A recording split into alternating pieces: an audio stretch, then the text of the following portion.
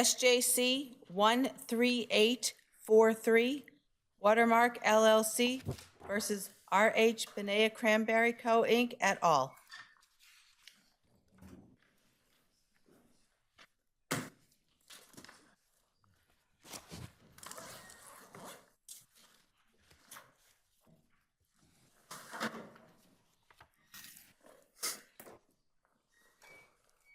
Okay, Attorney Rollins. Morning, Your Honors. Jason Rollins. I'm attorney for Watermark, LLC. We believe there are three principal reasons that this court should overturn the decision of the Superior Court. The first is a determination of intent that was made by the Superior Court. Mass General Laws, Chapter 61A, Section 14 states, land taxed under this chapter shall not be sold for or converted to residential, industrial, or commercial use. This first sentence of the statute makes clear that it is the sale for residential, industrial, or commercial use that triggers the notice to the town, not the sale of the property itself. In this matter, the facts are pretty clear that the property was not being sold for residential, industrial, or commercial use. Specifically, there's a notice of intent that is sent to the town. That notice of intent, which you'll find in Joint Appendix 152 to 154, essentially states as follows. The buyer intends to use the premises in the following manner.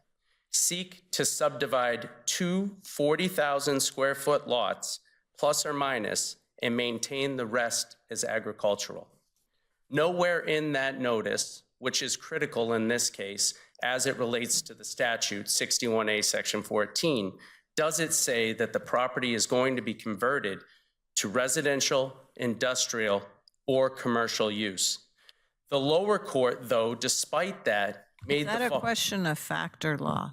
I believe that that's a question of fact. So I believe the court erred when it made the following decision. Do we review this document ourselves to determine what that statement means?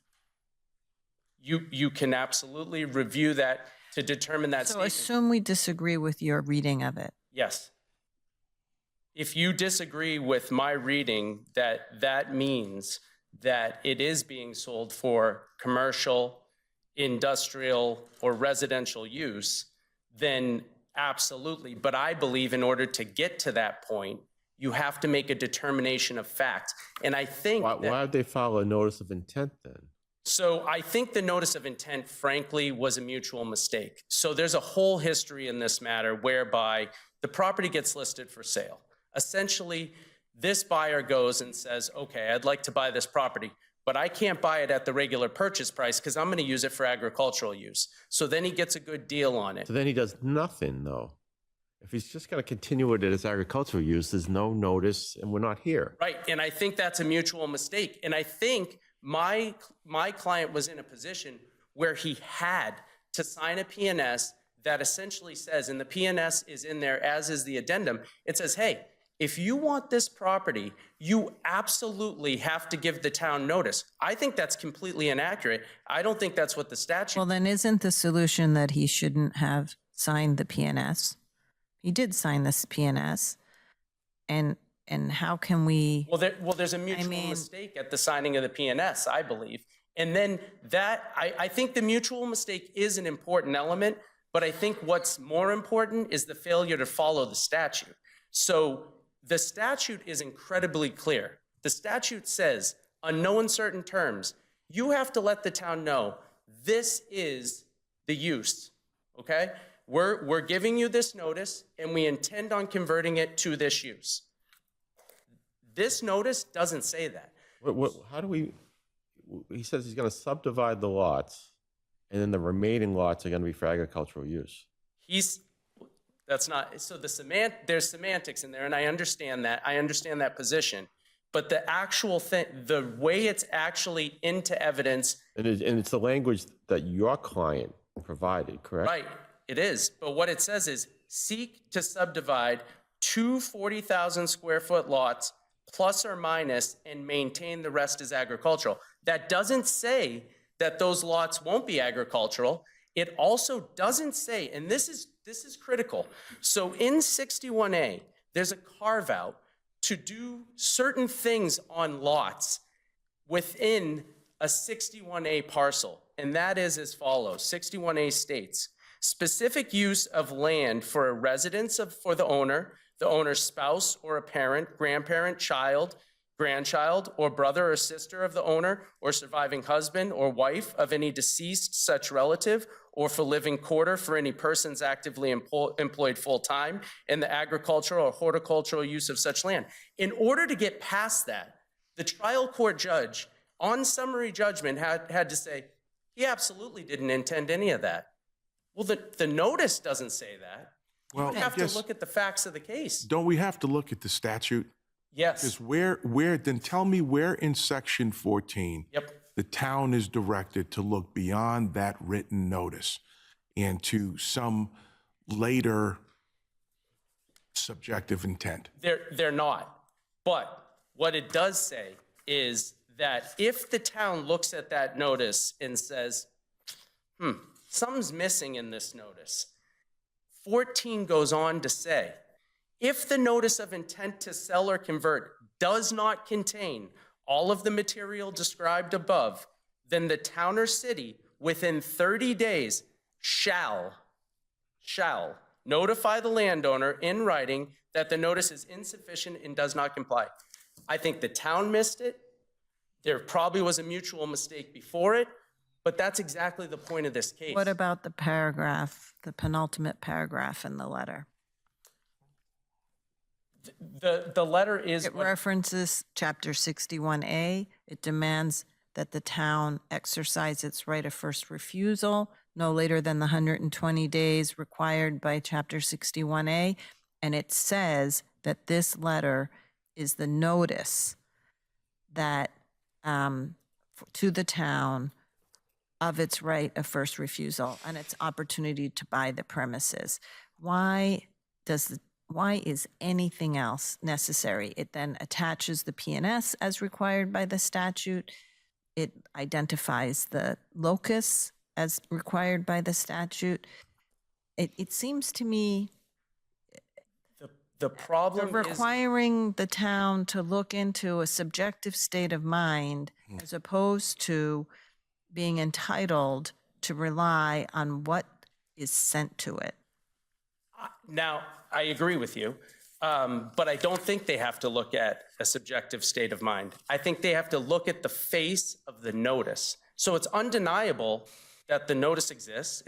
But the notice does not say The P&S is accompanies the notice, correct? it did.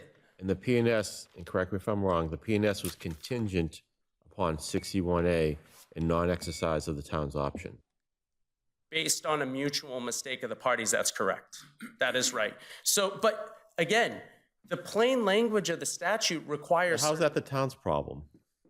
If I'm not- if there's a mutual mistake, but you give notice to the town, as I read the case law in the statute, the town's rights are triggered upon receiving notice, and they get this notice. I know you quibble with the wording of it, and they get a P&S that's contingent upon the non-exercise of 61A rights. Well, I largely agree with all your points. I understand.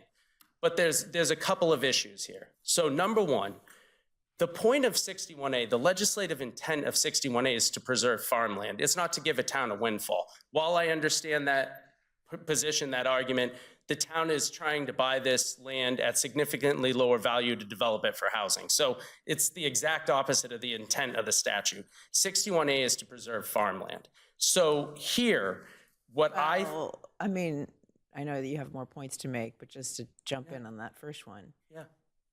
The town suffered the loss of tax while this was ag use. And so 61A does both promote ag use, but then also compensate the town on the back end if someday it should be converted, Agreed. sold for a different use. But the intent of 61A is to preserve the farmland by giving this option, right? Because the town is foregone. My point is, and again, this goes back to the intent that's determined by the lower court judge. A decision was made that my client intended to develop this. So under your fact pattern, I agree with you, but that wasn't the fact pattern in this case. Where in 61A does it find the town's purpose after they exercise their option? Right. The town could say, we're going to put up a park, we're going to do affordable housing. Right, the town can do whatever they want. Right. That's the part of the option and purchase. They've purchased it. I agree. I just don't think, so in an option, right, a right of first refusal does not develop into an option until the conditions precedent are met, right?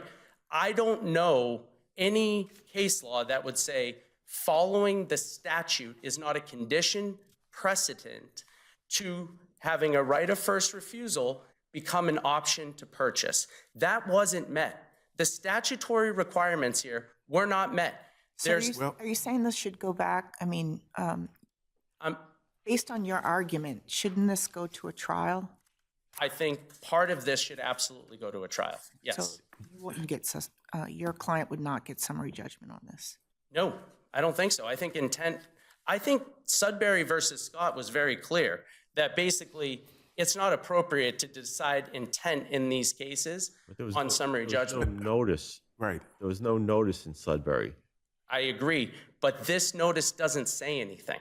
But I guess that's the part that I'm having trouble following. You're using intent a lot of different ways. Yes. And one of the ways that you're using it is going to legislative intent, which we don't get to unless the statutory text is unclear. Right. And it seems your argument is reading stuff in to make it unclear. And it seems like it's going to be upsetting, really, municipal practice here, because your argument would require us to graft some kind of subjective intent in partial parcel doctrine into what the statute says. Doesn't say that at all. I think the plain language of the statute says that there needs to be a statement relative to the converted use. I think the statute's plain language says that. And I think the statute, and I think they clearly wrote in an escape clause for the town if they look at that notice and say, I don't think it says what it needs to say. They had 30 days to come back and say, what are you converting this to? What are these two lots? So your case depends on the third paragraph of section 14? Is that what you're talking about? Is that, you keep saying that statute requires, and I'm looking at Oh, sorry. section 14, and I don't see the requirement that you're relying on. You don't see. So I'm looking, the statute itself has two explicit requirements, two paragraphs. Yes. Governing the provision of That's right. notice. And I want to find out when you say clearly requires, Yeah, what so exactly you're relying on. I take it you're relying on the clause that says a statement of proposed use of the land? Yes, Your Honor. Okay, so, and your position is that the paragraph in the letter that says the thing about the 240,000 square foot Yeah. parcels, that's not a statement of proposed use? It doesn't state any use but agricultural. There's no use stated in that All notice right. on the So face of if that we notice. disagree with that, if we say that that paragraph satisfies this clause, is there any other deficiency of that notice of intent that you say doesn't satisfy the requirements of the statute? The deficiency of the notice of intent is primarily based on the failure of the notice of intent to state the proposed use, because the statute's all about a change of use. But unless there's any other questions on this, I just want to very briefly get to the notion that the trial court also decided that the option to purchase should be for all the land. There is no, not on the notice, not in the facts, there is nowhere that indicates that other than two 40,000 square foot lots, that this parcel was going to be used for anything other than agricultural use. The town now getting to purchase all of it for the amount of an agricultural use would absolutely be a windfall to the town. I do not think it's intended by the statute. How do you get past the plain language of the statute saying that the terms of the sale to the town have to match the terms of the offer? I get past that because I think, again, there are so many errors along the way. The mutual mistake, I'm not so sure that the P&S was even a valid contract because of the mutual mistake. So I get to this point that all the evidence, if you had a trial, would say this person wants to have cranberry bogs here. They want to keep the agricultural use here. I don't think there's any scenario where anything other than those two 40,000 square foot parcels at a 28.14 acres were ever going to be anything other than cranberry bogs. But I think the point is that the statute doesn't make that distinction. The statute just says your right of first refusal, dear town, is to meet the bona fide offer of the buyer. And the buyer didn't separately say, okay, the 80,000 square feet, I'm going to pay X for, and then the rest of it, I'm paying Y for. So what I would just very briefly, I know I'm out of time. What I would say to that is, if the approach is draconian relative to the statute, and we're going to say every aspect, the plain language of this statute needs to be followed, which I tend to agree with, then there's no way that notice complies with the statute, which means there's no way that the conditions precedent on the right of first refusal to make it a binding option exist. Okay, so you concede that the whole land, if we disagree with you on the notice, Yeah. all of the land is up for I don't think the statute's clear on that point, and I would say that you would have to look to the legislative intent relative to the statute at that stage, because I don't think that's exactly what the statute says. In fact, if you look to the conversion portions of the statute, which is not what this is. which is not what it is. But if you look to those portions of the statute and you look to the case law that related to the conversion, they make it very clear that it only relates to the portions that are being converted. It doesn't relate to the parcel as a whole. So you can't point us to any statutory language that supports that, right? That there's any case law that authorize a town to purchase only a portion of the land that's described in the bona fide offer? Not necessarily statute, but I would say Town of Sudbury v. Scott is pretty clear on that point. I think Town of Sudbury v. Scott says, hey, you only have a right to buy this small portion that is going to be converted. How does that work in the marketplace? I mean, nobody wants that. It's difficult. Yeah, it's just completely 61A is completely difficult. unworkable. It's That's why we're here. Completely unworkable. Yeah. Okay, thank you. Thank you. Attorney Blake. Good morning, Your Honors. Jeffrey Blake here for from KP Law. With me is my colleague Matt Skydell back there from KP Law. We represent the town of Duxbury. Also with us is Robert Galvin of Galvin & Galvin, who represents the Duxbury Affordable Trust. I'll be arguing on behalf of those appellees. Your Honors, in the beginning, as I can see how you've gone through, I think there really is one issue that's confronting us here, and once that one issue is taken care of, I think all the rest of the dominoes falls, and that is whether or not the notice that was sent over to us under Section 14 was in fact a notice to change of use. Change of use is different from conversion, for the sake of our argument. But I think, having represented a number of municipalities throughout my entire career, in fact, that's all I do, and I've had to confront this many, many times, I think it might be instructive for the court to understand the process that happens. When somebody tries to sell land that is in chapter, that's enrolled under 60, 61, 61A, or 61B, we get typically a notice. Under the note, once we get the notice under Section 12, we have the ability, and what we do is we go through and try to calculate a conveyance tax. How much is it going to cost to unenroll this property? In that particular section, I have line 21, but mine's printed out. In there is the ability for the purchaser to file an affidavit with the assessor that says, I'm not taking this out of chapter land. At that point, no conveyance tax will be calculated because it's staying in. And then Under the statute, section 13, if you are going to take it out, you either get hit with a conveyance tax and or a rollback tax. Can I ask you a question, just to focus for a second?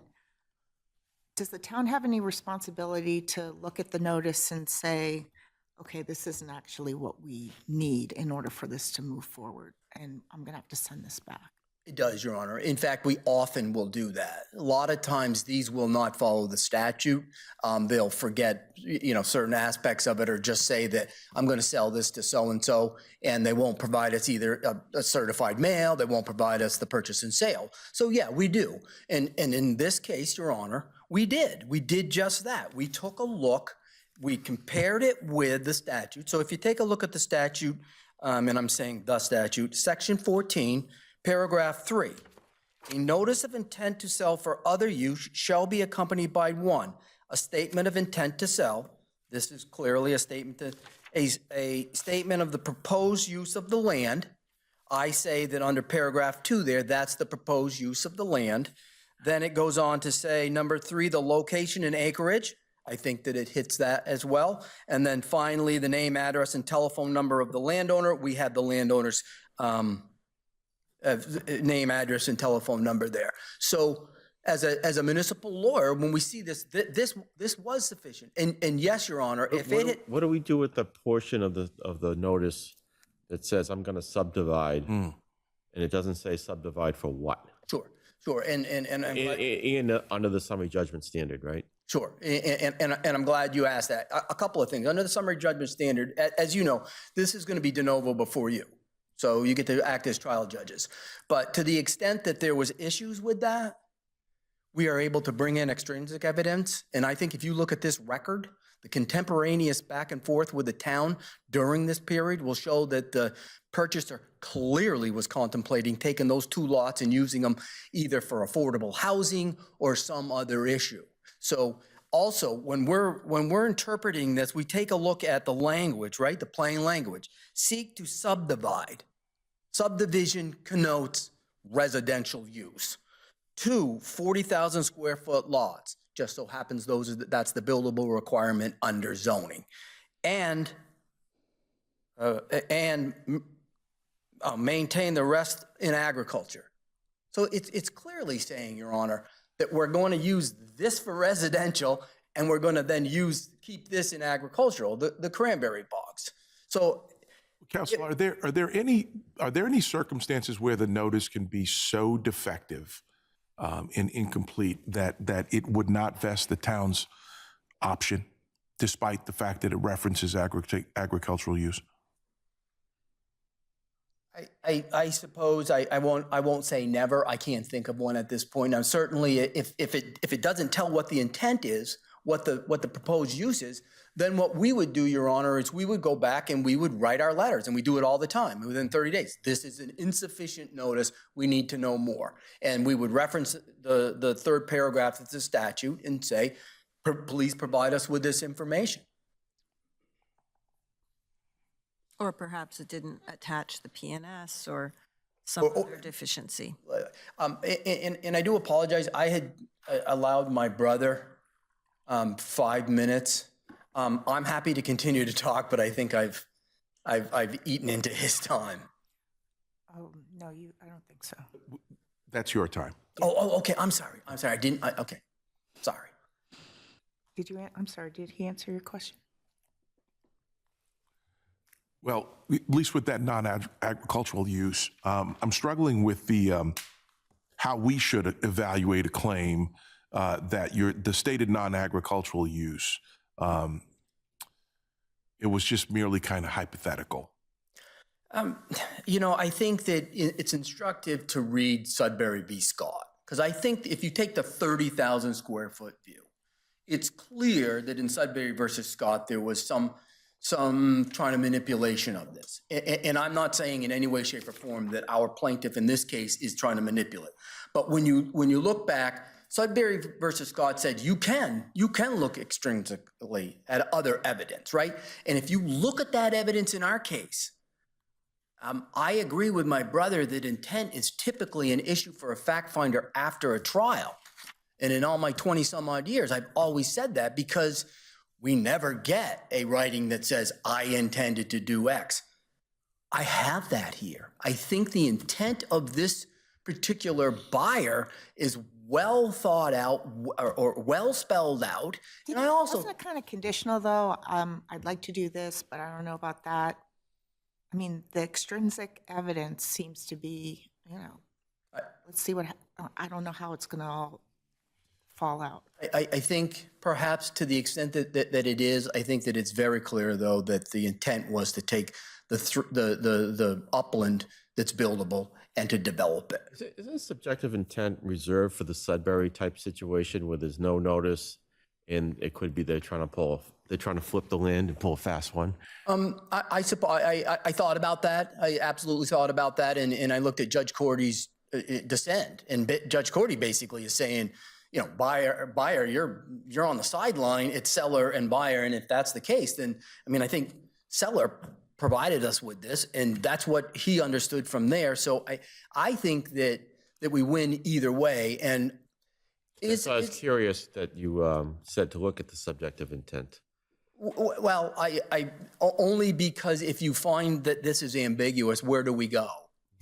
Where do we go? Then I say that we go to outside the document. And then, well, if the notice is insufficient, isn't the statute pretty unequivocal that the town shall reject it? I don't know about shall reject it. It shall provide notice of such. I'm taking the position that it isn't. Understood, but imagine you have a different case where you have a notice that just says, I'm giving a notice with respect to 21 Main Street and doesn't say anything about the uses. Wouldn't the town at that point have an obligation to reject that notice under the statute? They couldn't just exercise the ROFR at that point, could they? That's correct. I don't think they would have a basis for saying that it's a change of use. In fact, even if they had separately, had a chat with Joan about her intentions for the property, and someone in the town has a notion what Joan wants to do with it, if Joan didn't put that in the notice, they can't exercise the ROFR, correct? I understand where you're going with on it, and I can go with you there, but that's not our case here. Understood, but I'm talking about the point that Justice Gaziano's raised, which is, why would we look at extrinsic evidence of intent when there is a notice, and the question is whether the town properly accepted it as notice?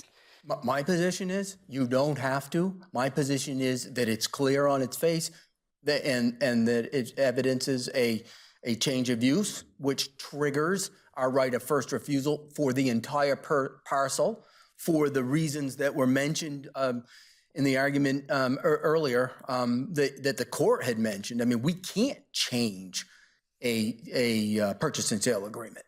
So understood. But my position, though, is that this is clear on its face, and this did evidence a change of use. Had it not, they would have simply filed an affidavit under Section 12 saying, I'm not changing the use. We no longer have to go there. What about Attorney Rollins' point about the entire point of this statute is agricultural use?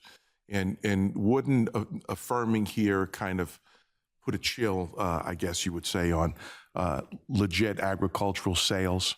And how does the statute mitigate that risk? Sure. Whether the statute mitigates it by using Section 12's a certification, the affidavit to the assessor saying, I'm going to keep it in. And I do think it's also important because we all say that this is here to preserve agricultural land. It is, 100%.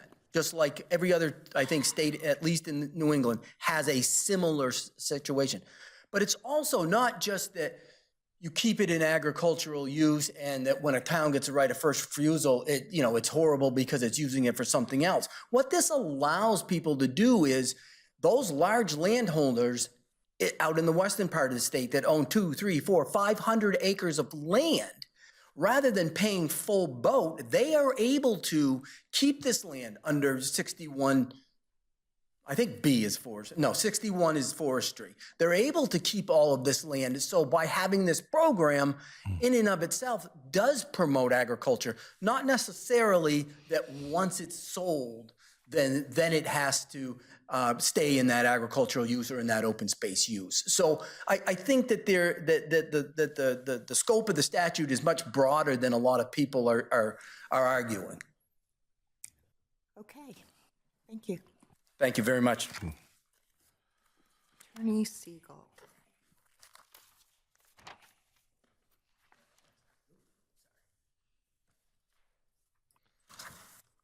May it please the court, Joshua Siegel for RH Benea Cranberry Company, Inc. With me is Brendan Sleen. Superior Court correctly entered summary judgment here. There is no question of fact that requires a trial. While we are happy to sell to either party, we want to sell the land sooner rather than later. It's been carried by my client for a long time.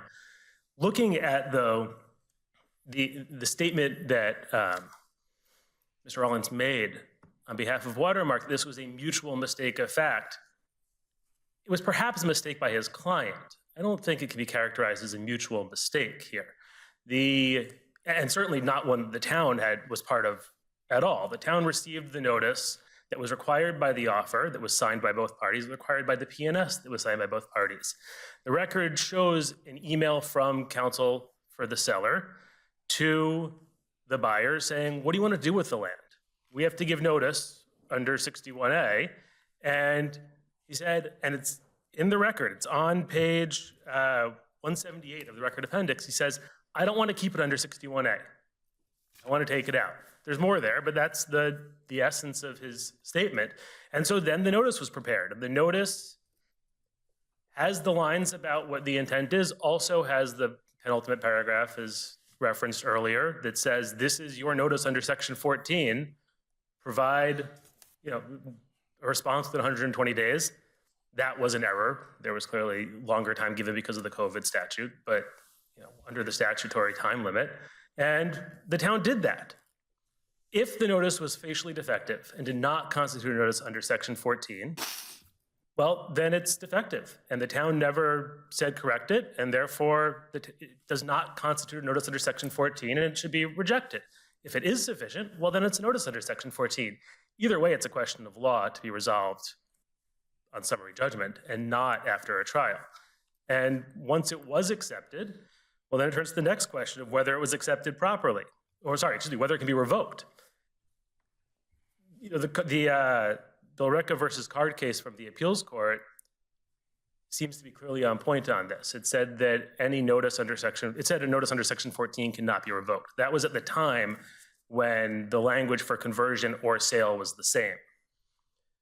After that decision came down, the legislature changed the law to say you can in fact revoke a conversion notice. If you don't get to a good price with the town, you don't want to sell anymore for that price, you can pull it back. But the legislature did not do that for a sale notice. And it said that if you've come to a price you're happy with selling, you shouldn't care who you sell it to. You can't revoke. Either it goes to the town or it goes to the buyer. That's where we are here. There was an attempted revocation. Obviously, my client acquiesced in attempting to revoke it to try and get the sale done as quickly as possible. But the town said, no, you can't do that. And we proceeded. Are there reasons why an owner of property of agricultural land may choose not to keep that land in Chapter 61A? There are some that I've seen, Your Honor. If, for example, you had a larger parcel, but you wanted to separate into smaller parcels for perhaps estate planning purposes, give some to some kids and others that are under the 5-acre requirement, you might have to pull it out of chapter protection for that. But that's the only time I've ever seen it. So I was trying to understand Section 12, the calculation of the tax. Does it matter how long you're intending to keep the property? For example, if you buy agricultural land, but you know that you're going to sell it in 2 years. The rollback tax is a percentage of what you would have paid had you not been under the chapter. And so it's not as though you're going to pay so more. You may not enroll it. Is there a reason why you may not enroll land in Chapter 61A? If you have agricultural land that is not enrolled in 61A, you would simply be paying higher taxes than you need to on it. I can't think of a reason why, if it was otherwise qualified, because the rollback tax is just deferring the taxes, which is generally sound tax advice. And it's a percentage of it. It's not even the full tax. It's the full tax, I believe, for the year prior, and then a percentage lower for each of the previous years. recognizing the benefit the taxpayers had from having agricultural land or forestry or recreational land, as the case may be. And so once the revocation is there, that's the other question of law. Then whether the land was properly accepted, the right of first refusal was properly accepted by the town, all of that are questions of law. Urge the court simply not to send it back for a trial, but to resolve this on the legal matters. Thank you. Thank you very much.